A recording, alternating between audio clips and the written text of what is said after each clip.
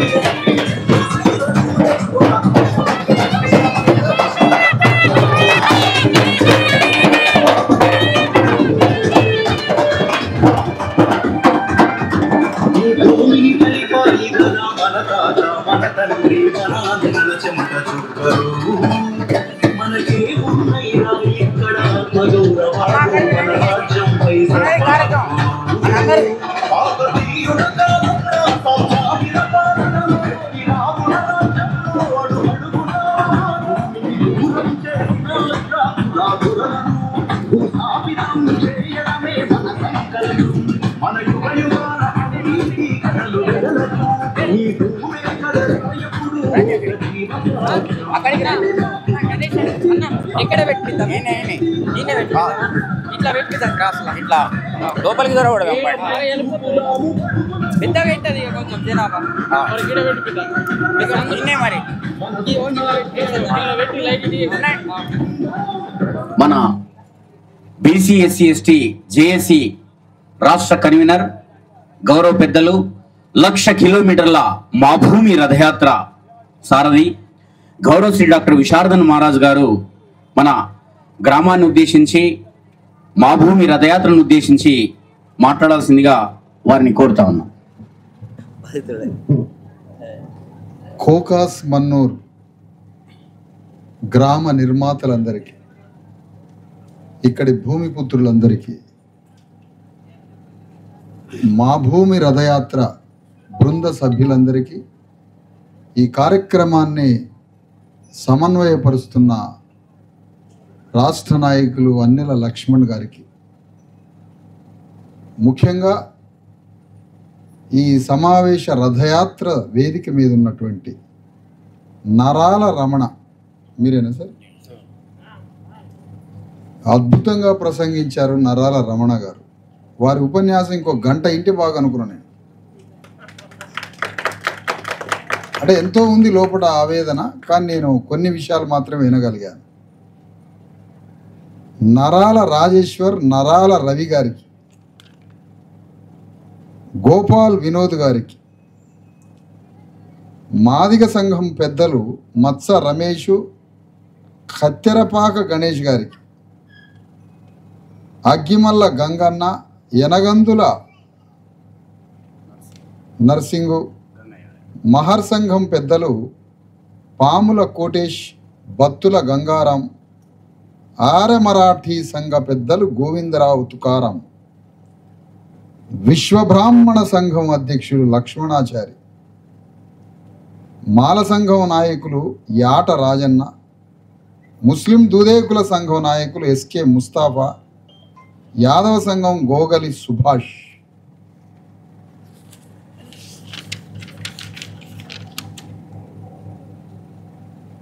కాపు సంఘం పెద్దలు కండ్లే విశ్వనాథ్ గారు, నరాల రాజేశ్వర్ గారు. ఈ గ్రామ నిర్మాతలు అన్న మిమ్మల్ని, అంటే ఈ గ్రామాన్ని కట్టిన వాళ్ళు మీరు, గ్రామాన్ని నిర్మించిన వారు, ఈ భూములలో పంటలు పండించిన వారు, రక్త మాంసాలు కరిగించి స్వేదాన్ని చెమటను చిందించి నిరంతర మన శ్రమ ద్వారా, మనం నలిగిపోవడం ద్వారా, మన శ్రమని ధారపోయడం ద్వారా కోకాస్ మన్నూర్ అనే గ్రామం ఏర్పడింది. ఒక విశ్వబ్రాహ్మణుడి యొక్క రక్తం చిందింది ఈ గ్రామంలో. మాలామాదిగల రక్త మాంసాలు చిందినవి. ఆర్య మరాఠీల శ్రమ ఈ ఊర్లో ఉంది. 300 కాపుల మాంసం ఉడికింది. అనేక సబ్బండ కులాల రక్త మాంసాలు చిందబట్టే కోకాస్ మన్నూర్ అనే గ్రామం ఏర్పడింది. ఈ చుట్టుపక్కల మొత్తం పంటలు పండే వ్యవసాయ భూమిలో మన రక్త మాంసాలతోటే పంటలు పండించాం. ఇంతమంది శ్రామికులు, కర్షకులు నిరంతరం శ్రమించిన ఈ శ్రామికులకి ఈ రాజ్యం ఏమిచ్చింది అని అడగడానికి ఈ రాజ్యంలో మన భాగస్వామ్యం ఏంటి అని అడగడానికి, ఈ రాజ్యంలో మన వాటా ఎంత అని అడగడానికి, ఈ దేశం, ఈ రాష్ట్రం, ఈ తెలంగాణ మనకి ఏమిచ్చిందని అడగడానికి, మనకి ఒక హాస్పిటల్ కావాలి, మనకి ఒక దవాఖాన కావాలి, మనకి ఒక అమెరికా లాంటి స్కూల్ కావాలి, మన చేతి నిండా పని కావాలి, సమాజంలో గౌరవంగా తలెత్తుకొని బతకడానికి మన బీసీ ఎస్సీ ఎస్టీల విముక్తి కోసం తెలంగాణ గడ్డ మీద 1,00,000 కిలోమీటర్ల మా భూమి రథయాత్రని ప్రారంభించి 25 రోజుల రథయాత్ర తర్వాత ఈ కోకాస్ మన్నూరు గ్రామంలో అడుగుపెట్టడం జరిగిందని మీ అందరికీ తెలియజేస్తా ఉన్నాను.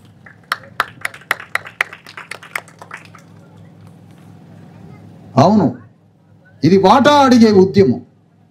అమ్మా, ఒక అన్నదమ్ములు ఉన్న ఇంట్లో తండ్రి సంపాదించిన భూమిని అన్నదమ్ములు, కుటుంబ సభ్యులు ఎట్లా పంచుకుంటారో దేశంలో సంపద కూడా మనందరికీ పంచాలి. ఈ విషయం మీకు తెలుసా? ఇంట్లో ఉన్న ఎకరం ఉన్నా, అరెకరం ఉన్నా, కుంట ఉన్నా అంగుళం తేడా లేకుండా భూమిని పంచుకోవాలనుకుంటారు కుటుంబ సభ్యులు. కానీ దేశ సంపదలో మనందరికీ వాటా ఉందన్న సంగతి మనం గుర్తెరగట్లేదు. రాజ్యాంగం ఏం చెప్పిందంటే ఈ భూమి మీద సంపద, ఈ సంపద, ఈ భూమి, ఈ రాజ్యం, దీంట్లో కూడా మనందరికీ సమాన వాటా ఉందని చెప్తుంది. ఇది మీరు గ్రహించారా ఎప్పుడన్నా? ఈ రాజ్యంలో మనకు వాటా ఉందట, ఈ దేశ సంపదలో వాటా ఉందట, ఈ రాజ్యంలో, ఈ అధికారంలో, ఈ సంపదలో ఈ దేశంలో ఉన్న 140 కోట్ల మంది ప్రజలకి సమాన వాటా ఉందటమ్మా. ఇది పెద్దలైన అంబేద్కర్ రాసిన రాజ్యాంగం చెబుతున్న మాట, ప్రజాస్వామ్యం చెబుతున్న మాట, గణతంత్రం చెబుతున్న మాట. మరి ఈ మాట ప్రకారం ఒకడికి 1,00,000 కోట్ల ఆస్తి ఏంటి, ఒకడికి తినటానికి గంజినీళ్లు లేకపోవడం ఏంటి? ఒకడికి 1,00,000 కోట్ల ఆస్తి సంపదలు ఏమిటి, ఒకడు చూయించుకోవడానికి దవాఖానలో వైద్యం లేకపోవడం ఏంటి? ఒకడికి 1,00,000 ఎకరాల భూమి ఉండడం ఏంటి, ఒకడికి బొంద పెట్టడానికి, గోరి కట్టడానికి కూడా స్థలం లేకపోవడం ఏంటి? ఇది అడగడానికే మా భూమి రథయాత్ర. అందుకనే మన రథయాత్ర పేరు మా భూమి అని పేరు పెట్టడం జరిగింది. ఒకడికి 1,00,000 ఎకరాలట.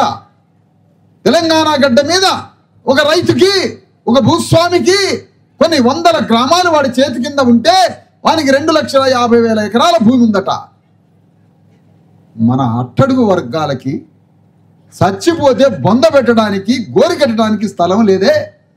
ఒక రైతుకి, ఒక భూస్వామికి 2,40,000 ఎకరాల భూమి ఎక్కడి నుంచి వచ్చింది? ఎవరిదా భూమి? పంచభూతాల్లో ఉన్న భూమి ఒకటి సొత్తు కాకూడదే? పంచభూతాల్లో ఉన్న భూమి అందరి సొత్తే. ఒకడికి 1,00,000 ఎకరాల భూమి ఎందుకుందో తెలుసా? వాడికి 1,00,000 ఎకరాలు కాదు కావాల్సింది, మనకి లేకుండా చేయడమే వాడి లక్ష్యం. మనకెందుకు లేకుండా చేసిండో తెలుసా? నీ రెక్కల్ని వాడి గడిలో కుదవబెట్టాలని, నీ శరీరాన్ని ఆ భూస్వామి ఇంట్లో కుదవబెట్టాలని, నీ రెక్కల్ని వాడికి ఒప్పజెప్పి ఒక 2 బస్తాల జొన్నలో, ఓ 2 బస్తాల వడ్లో తీసుకొని జీవితాంతం వాడికి వెట్టి చాకిరి చేయాలని తెలంగాణ గడ్డ మీద వందల వేల మంది అగ్రకులాలు భూస్వాములుగా చలామణయ్యారు యుగ యుగాల నుంచి, తరతరాల నుంచి. అదిగో ఆ భూస్వామ్య గడి వ్యవస్థని, ఆ సంస్థానాలని నేలమట్టం చేసి మనందరికీ ఈ రాజ్యంలో సంపదలో వాటా ఉంది, అందరం ఈ రాజ్యంలో ప్రభుత్వంలో సమానంగా బతకాలి, మనందరికీ ఆస్తిలో సమాన వాటా ఉంది, మనందరం ఆయురారోగ్యాలతో ఆనందంగా ఆస్తిని సమానంగా పంచుకొని సంతోషంగా బతకాలని భూస్వామ్య వ్యవస్థని నేలమట్టం చేస్తూ రాజ్యాంగం వచ్చిందమ్మా. అంబేద్కర్ రాసిన రాజ్యాంగం వచ్చి 70 ఏళ్ళైనా మార్పు లేదు. ఎందుకు మార్పు లేదు? మళ్ళా భూస్వాములు మళ్ళా రాజకీయాల్లో జొరబడ్డారు, దొరలు మళ్ళా రాజకీయాల్లో జొరబడ్డారు. బాగా వినాలమ్మా, అర్థం చేసుకోవాలి. ఎవడైతే 2,50,000 ఎకరాల భూస్వామి ఉన్నాడో వాడు ఎక్కడికి పోలే, వాని వారసులంతా మళ్ళీ కాంగ్రెస్ పార్టీలో చేరింది. ఈ భూస్వాములే తెలుగుదేశం పార్టీలో చేరిండు, ఈ భూస్వాములే జనతా ఉద్యమంలో చేరిండు, ఈ భూస్వాములే కమ్యూనిస్ట్ పార్టీలో చేరిండు, ఈ భూస్వాములే టిఆర్ఎస్ పార్టీలో చేరిండు. కాబట్టి రెడ్డి రావులు వాళ్ళ రాజ్యం, వాళ్ళ అధికారం ఇంకా బతికే ఉంది. మన పేదరికం అట్లనే ఉంది. వీటన్నింటిని చూసి ఏమి చేసినామంటే ఇన్ని పార్టీలు వచ్చినా దొర బతికే ఉంటాడు, ఇన్ని పార్టీలు వచ్చినా పటేల్ బతికే ఉంటాడు. ఈ దొరలు గడీలు భూస్వాములు పారిశ్రామికవేత్తలు వీళ్ళంతా ఇన్ని పార్టీలు వచ్చినా ఎందుకు బతికే ఉంటారు? ఎవడు న్యాయం చెప్పట్లేదా? ఎవడో నడి బాజారాలు నిలబడి మన తల్లి రక్తం 14% నీ ఒంట్లో రక్తం ఉండాలనే, 14% ఉన్న నీ శరీరంలో రక్తం ఉండాల్సింది నీ శరీరంలో 7% ఉందే. 7% నీ రక్తం ఉండడం వల్ల 7% లేకపోవడం వల్ల 14లో 7% మాత్రమే ఉన్నదే. ఆ రక్తాన్ని దోచుకున్న భూస్వామి ఎవడు? మిగతా 7% రక్తాన్ని దోచుకు తిన్న ఆ నేరస్తుడు ఎవడు? ఆ దోషి ఎవడో నిలబెట్టొద్దా? నీ శరీరంలో మాంసకృతులు ఉండాలే, దాన్ని దోచుకున్న వాడు ఎవడు? ఆ నేరస్తుడిని బజార్లో గుంజి బయట పెట్టొద్దా? మనకి తిండి లేక శరీరం శుష్కితం అయిపోయి, రక్తం లేక శరీరం నలిగిపోయి, రోగాలు వచ్చి మరణాలు వస్తే చూయించుకోవడానికి దవాఖాన లేదే, నీ బిడ్డలకి స్కూల్ లేదే, నీ చేతి నిండా పని లేదే. ఎంత క్రూరమైన ప్రభుత్వం ఇది, ఎంత దుర్మార్గమైన ప్రభుత్వం ఇది. కనీసం ఈ 3 సదుపాయాలు ఇవ్వాలి కదా మనిషి పుట్టుక పుట్టినోడు ఎవడని. రాజ్యము ప్రభుత్వం ఉన్నప్పుడు కనీసం నిన్ను ఏ గొంతిమ్మ కోరికలు అడగట్లే, చేసుకోవడానికి ఒక పని అడుగుతున్నాం, మంచి పని. బిడ్డలు చదివించుకోవడానికి స్కూల్ అడుగుతున్నాం, మంచి స్కూల్. మాకు రోగం వస్తే చూపించుకోవడానికి దవాఖాన అడుగుతున్నాం. ఆ 3టితో పాటు కొంత భూమి ఇస్తే వ్యవసాయం చేసుకుందాం అనుకుంటున్నాం. ఈ 4 ఇయ్యదట ఈ రాజ్యం. ఏమిస్తుందట? రాజ్యం వాళ్ళ దగ్గర పెట్టుకొని మనకి బూడిదిస్తుంది. అందుకనే బీసీ ఎస్సీ ఎస్టీలో 90 మంది ఉన్నామమ్మా. 100కి 90 మంది. కానీ 100కి 90 మంది ఉన్నోడికి 10% కూడా ఆస్తి లేదు. మనకి 10% ఉన్నోడికి 90% ఆస్తి ఉన్నది. చూసిర్రా ఎంతటి అన్యాయం ఇది. 100కి 90 మంది ఉన్నాం మనం, మన దగ్గర 10 రూపాయలు లేవు. కానీ 90 మంది ఉన్నోడి దగ్గర 10 రూపాయలు లేవు, 10 మంది ఉన్నోడి దగ్గర 90 రూపాయలు ఉన్నాయి. ఇది న్యాయమా? కాబట్టే నీ శరీరంలో రక్తం అటుపోయింది, కాబట్టే నీ శరీరంలో ఉండాల్సిన మాంసకృతులు అటుపోయినాయి. నీ శరీరంలో మాంసం ఎందుకు లేదు? నీ శరీరం యొక్క మాంసకృతులు ఎందుకు లేవు? నీ శరీరంలో రక్తం ఎందుకు లేదు? ఆస్తి సంపద అవతల వైపు ఉన్నది. వాడు నీ కష్టాన్ని, నీ రక్తాన్ని, నీ శరీరాన్ని, నీ మాంసాన్ని పిండి పీల్చి పిప్పి చేసి నిన్ను పిప్పిని తీసుకుపోయి అవతల పడేస్తే నువ్వు రోగాల పాలైన. వాడి భూమిలో పనిచేయాలి, వాడి కంపెనీలో పనిచేయాలి, వాడికి రోడ్లు వేయాలి, వాడికి భవనాలు కట్టాలి, వాడికి బ్రిడ్జీలు కట్టాలి, వాడికి రైల్వే కట్టలు కట్టాలి. సమస్త శరీర శ్రమ చేసి వాడి గొప్ప చెప్తే మనం ఇంటికి వచ్చి తాగడానికి గంజి మెతుకులేవు. మనిషి ఎట్లా బతుకుతాడిగా? ఇది రాజ్యం అంటారా ఎవడన్నా? దీన్ని మార్చడానికి ఏ పార్టీ వచ్చినా మళ్ళా ఈ దొర పటేలు బతుకుతూనే ఉన్నాడు. కాబట్టి మన బీసీ ఎస్సీ ఎస్టీలంతా ఒక్కటై ఒక సంఘం పెట్టి మా బిడ్డలకి, మా అమ్మలకి, మా అయ్యలకి, మా తమ్ముళ్ళకి, మా చెల్లెలకి ఎందుకు లేదురా దవాఖానా ఇప్పటి వరకు, మా బిడ్డలకి ఎందుకు లేదురా స్కూలు, మాకు చేసుకోవడానికి పని ఎందుకు లేదురా, మాకు భూమి ఎందుకు లేదురా అని రాజ్యం గల్లా పట్టడానికే ఈ సంఘం పెట్టి రథం వేసుకొని వచ్చినాం మీ దగ్గరికి. అందుకోసమే ఈ మా భూమి రథయాత్ర. ఇది అసలైన తెలంగాణ ఉద్యమం. తెలంగాణ ఉద్యమం అంటే ఏంటి? అసలు ఈ తెలంగాణ ఉద్యమం ఇదే. రెడ్డి రావులు లేని తెలంగాణ ఉద్యమం ఇది అసలైన ఉద్యమం. కానీ మొన్నటిదాకా నడిచిన తెలంగాణ ఉద్యమం రెడ్డి రావుల నాయకత్వంలో నడిచిన తెలంగాణ ఉద్యమం. అది తెలంగాణ ఉద్యమం ఎట్లయిద్దమ్మా? నిన్ను హింసించినోడు, నిన్ను కొట్టి చంపినోడు, నిన్ను నరికినోడు, నీ శ్రమని 2000 సంవత్సరాలు దోసుకున్న భూస్వామి నాయకత్వం వహిస్తే అది తెలంగాణ ఉద్యమం ఎట్లయితుంది? ఎట్లయితుంది? అసలైన తెలంగాణ ఉద్యమం తెలంగాణ గడ్డ మీద బానిసలుగా, శ్రామికులుగా కాయ కష్టం చేసుకుని ఈ భూమి మీద 1000 సంవత్సరాల నుంచి శ్రమిస్తున్న బీసీ ఎస్సీ ఎస్టీల నాయకత్వంలో నడిచేదే అసలైన తెలంగాణ ఉద్యమం. అందుకనే మన బీసీ ఎస్సీ ఎస్టీలంతా ఒక్కటై బీసీ ఎస్సీ ఎస్టీ జేఏసీ అని సంఘం పెట్టి ఈ నడుస్తున్నటువంటి మా భూమి రథయాత్రే అసలైన తెలంగాణ, సిసలైన తెలంగాణ ఉద్యమం. ఇదే ఇదే ఇదే ఇదే ఇదే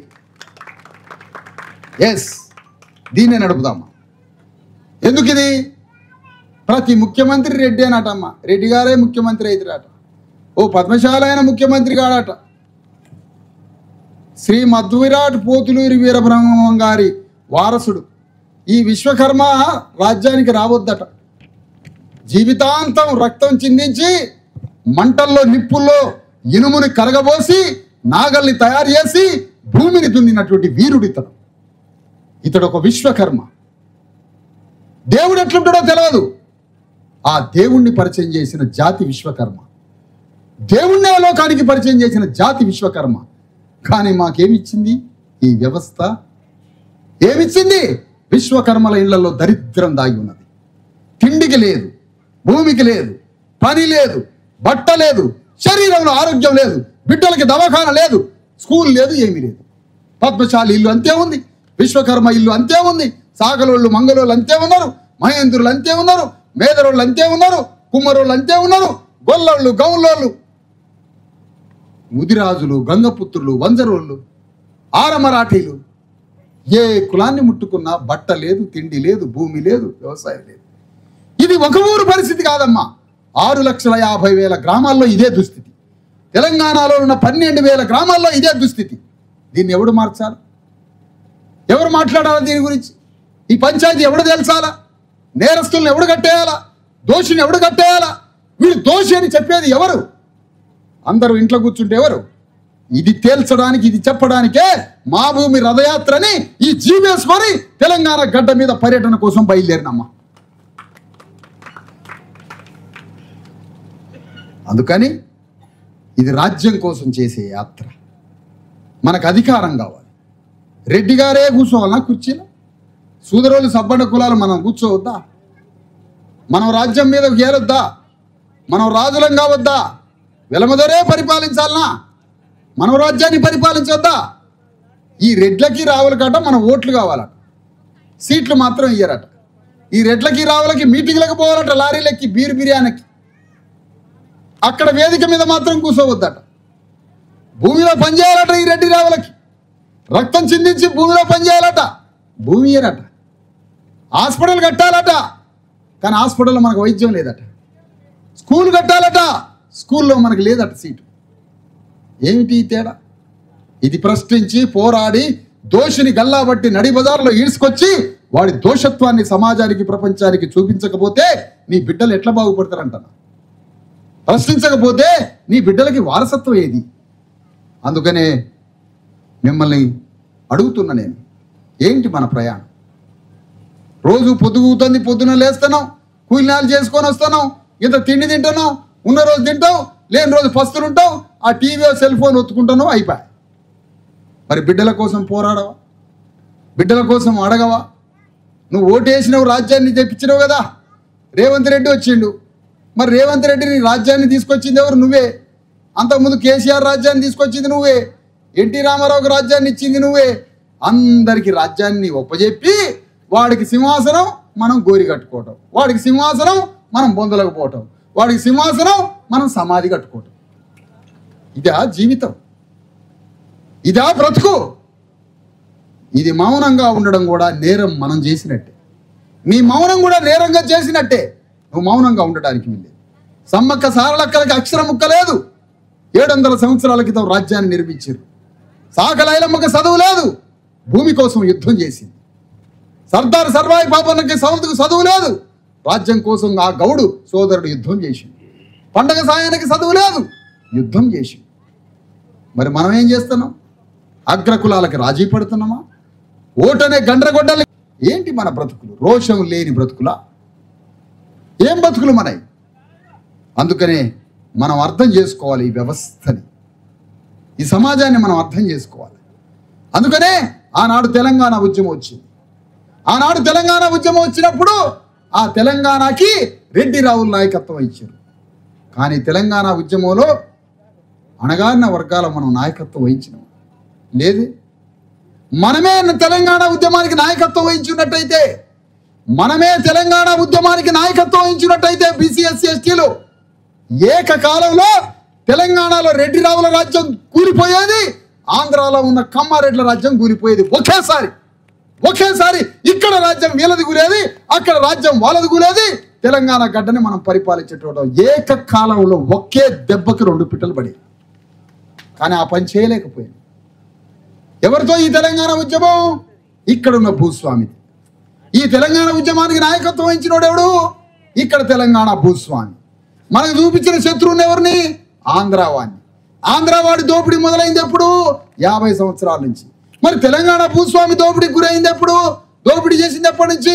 2000 సంవత్సరాల నుంచి. 2000 సంవత్సరాల నుంచి తెలంగాణ భూస్వామి మనల్ని దోపిడీ చేసి 50 ఏళ్ళ ఆంధ్రోడి మీద శత్రువు అని చెప్పి వాడి మీద యుద్ధానికి లేపిండు.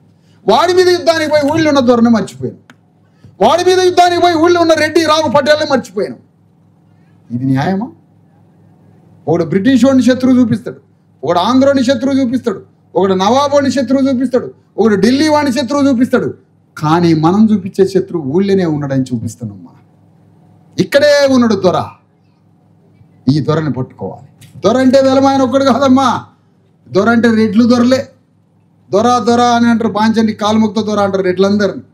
రెడ్లు దొరలే, రావులు దొరలే, కరణం భూస్వాములు దొరలే. అందుకనే ఈ దొరల రాజ్యాన్ని దింపాలంటే రాజ్యాంగం ఇచ్చినటువంటి ఆయుధాలని వాడాలి. నీ బిడ్డల కోసం పోరాడాలి. అంతిమంగా రాజ్యాన్ని తెచ్చుకోవాలి. ఈ గ్రామంలో కోకాస్పేట మన్నూరు గ్రామంలో సమస్యలు ఉన్నాయి.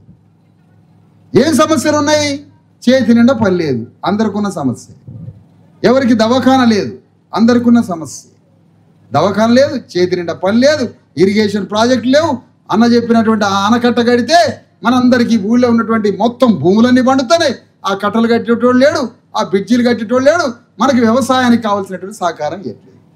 రైతు బంధు అనేది వస్తే అది లేక అనేక మంది ఊరుకోకూడదు చచ్చిండటు పైన. రైతు బంధు వస్తుందేమో, అది రైతు బంధు కాదు. బీసీ ఎస్సీ ఎస్టీ జేఏసీ చెప్పేది ఇది రైతు బొంద. రైతును బొందబెట్టే ఉద్యమం అది. రైతు బంధు కాదు అది. బంద్ అయితే బంధువులాగా ఆదుకోవాలి. బంధువు ఎట్లయితావు నువ్వు? ఊరుకోకటి చచ్చిపోతుండగా రైతు బంధు వస్తుందేమో, రైతు బంధు వస్తుందేమో అని. మరి ఏది రైతు బంధు? అందుకనే ఇక్కడ మనం కోరేది ఏంటంటే ఈ రాజ్యం మనదైనప్పుడు వడ్డించేవాడు మనోడైతే ఏ మూలన కూర్చున్నా తునకలు పడతాయి అంటారు. మరి ఈ రాజ్యం నీదా? రెడ్డి రావులది. మరి నీ రాజ్యం తెచ్చుకో. ఈ విశ్వకర్మని, ఆ పద్మశాలిని, ఆ కుమ్మరాయన్ని, మంగళాయన్ని, సాకలాయన్ని, మాలమాదిగాయన్ని, మహారాయని, మన్నెపోళ్ళని, గౌండ్లోలని, గొల్లోలని, ముదిరాజుల్ని, గంగపుత్రుల్ని, ఆరమరాఠీలని, ఇంతమంది ఉన్నాం కదా శివాజీ వారసులు. మరి మన చేతిలో ఎందుకు భూమి లేదు? మన చేతిలో రాజ్యం ఎందుకు లేదు? మనలో సంపద ఎందుకు లేదు మన దగ్గర?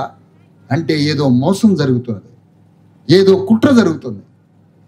ఈ కుట్రలని కుతంత్రాలని ఛేదించి ఇగో ఇంత అసంఖ్యాక జనం. మనం ఏ ఊరు పోయినా ఒక్కరికి బట్ట సరిగ్గా లేదు, ఒక్కరికి శారీరక ఆరోగ్యం సరిగ్గా లేదు, ఒక్కరికి ఆయమన్నా బట్ట లేదు.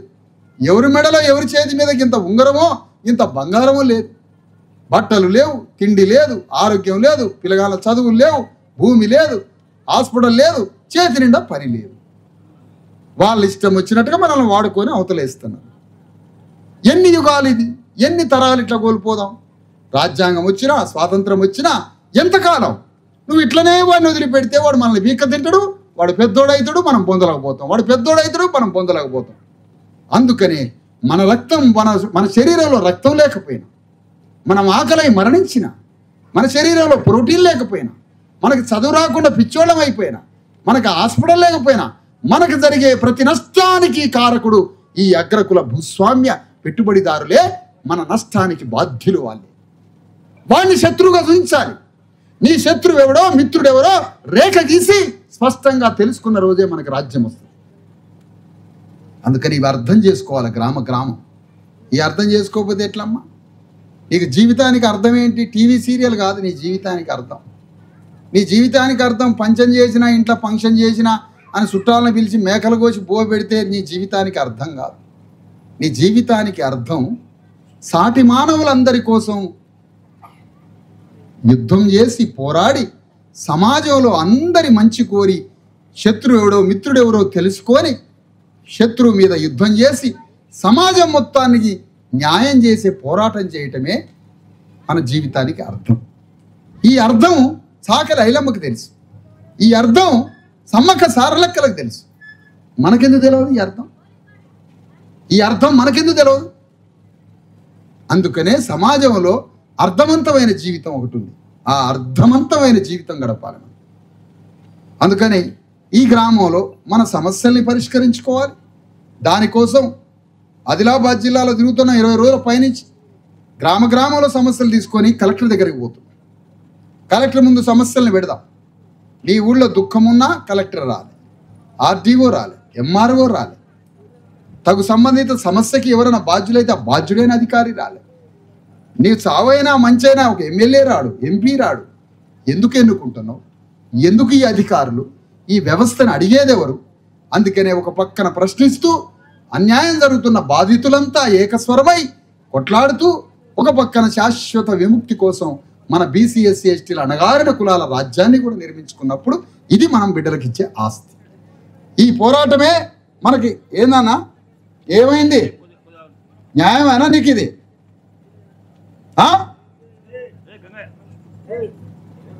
ఆగండి, మీరు ఆగండి.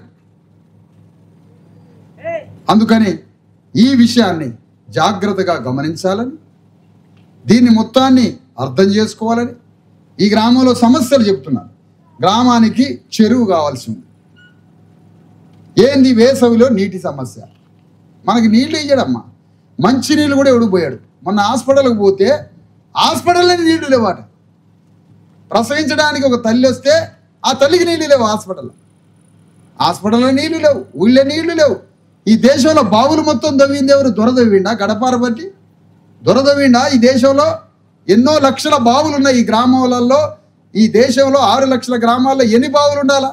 12 లక్షల బావులు ఉండాలి. తెలంగాణలో 12,500 గ్రామాలు ఉన్నాయి, 40,000 చెరువులు ఉన్నాయి. గడ్డపార పెట్టి ఒక తట్టడి మన్ను తీస్తాడా దొర? ఎప్పుడైనా గడ్డపార పెట్టి మన్ను తీసిండా? 40,000 చెరువులు మనం దవ్వినాం, లక్షల బావులు దవ్వినాం.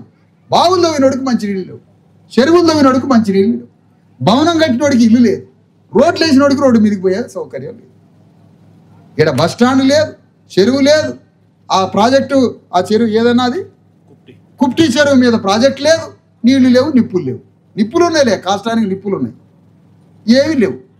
మరి వీటి గురించి మనం కలెక్టర్ని అడగాలి. ఎలక్ట్రికల్ సబ్స్టేషన్ లేదు. సూపరింటెండెంట్ ఆఫ్ ఇంజనీర్ ఎలక్ట్రిసిటీని అడగాలిగా. సబ్స్టేషన్ లేకపోతే కరెంటు అవకతవకలు అయిపోతుంది, రెగ్యులరైజేషన్ ఉండదు, కాలిపోతాయి, దాంతో సమస్యలు ఏర్పడతాయి. ఒక సబ్స్టేషన్ లేదు. దానికోసం ఎస్సీకి మాట్లాడాలి కదా, ఎస్సీని కలవాలి కదా, ఎస్సీ చేతులు ఎత్తే కలెక్టర్ని కలవాలి కదా. దాని గురించి మాట్లాడాలి. సాగునీటికి కాలువలు పొడిగించాలి, ఎవడు పట్టించుకునేటోడు లేడు. దేగామా ప్రాజెక్టు నుంచి మనకి ఇళ్ళు కట్టుకోవడానికి ఇళ్ళు లేవమ్మా. చెప్పిన కదా ఇప్పటిదాకా ఇళ్ళు కట్టాలి మనం, అందరి భవనాలు కట్టాలి. మనం భవనం కట్టాలంటే ఒక వడ్లాయన కావాలి. ఆనాడులో డంగు సున్నం తీసుకొచ్చి ఆ సున్నం మనం అందరం, మన అయ్యలు తాతలు బానిసల్లాగా డంగు సున్నం తయారు చేసి ఆ డంగు సున్నాన్ని ఎడ్ల బండ్లలో వేసుకొని వాని బొంద మీద కొడితే వాడికి భవనాలు కట్టేది.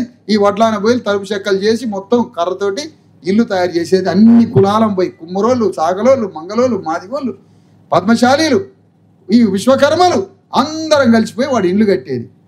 వానికి ఇల్లు కట్టినాం కదా మనం అందరం కలిసి. ఆనాడు ఏ మిషన్లు లేవు, మనమే పోయి ఇల్లు కట్టినాం. ఇవాళ మనకెందుకు ఇల్లు కట్టేయట్లే ఈ గవర్నమెంట్? సమాధులు కట్టిస్తావాను?